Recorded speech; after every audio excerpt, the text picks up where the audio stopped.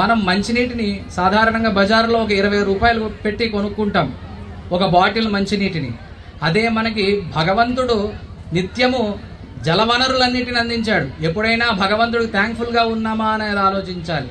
అలాగే ఒక పూట ఒక హోటల్లో భోజనం చేస్తే కొంత ఖర్చు పెట్టి భోజనం చేయాల్సి ఉంటుంది. మరి ఇన్ని వేల సంవత్సరముల నుంచి ఈ ప్రపంచాన్ని ఆకలి దప్పికలు లేకుండా భగవంతుడు రక్షిస్తూ వస్తున్నాడు. మరి భగవంతుడికి ఏనాడైనా థ్యాంక్ఫుల్గా మనం జీవించామా? అలాగే సైకిల్ వేసుకుని స్కూల్కి వెళ్తూ ఉంటారు. సైకిల్ పంక్చర్ అయితే ఒక 5 రూపాయలు 10 రూపాయలు పెట్టి పంక్చర్ వేయించుకుంటూ ఉంటాం.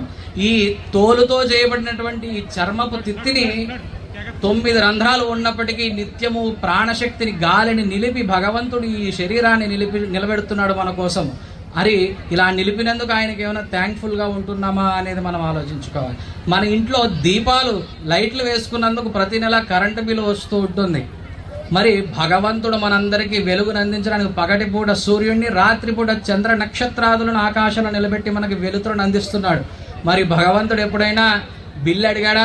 మీ దిల్లు మాత్రమే అడుగుతాడు భగవంతుడు. కాబట్టి మనం మనస్ఫూర్తిగా థ్యాంక్ఫుల్గా ఉండడం అనేదే అసలైనటువంటి విలువలతో కూడుకున్నటువంటి జీవన విధానం.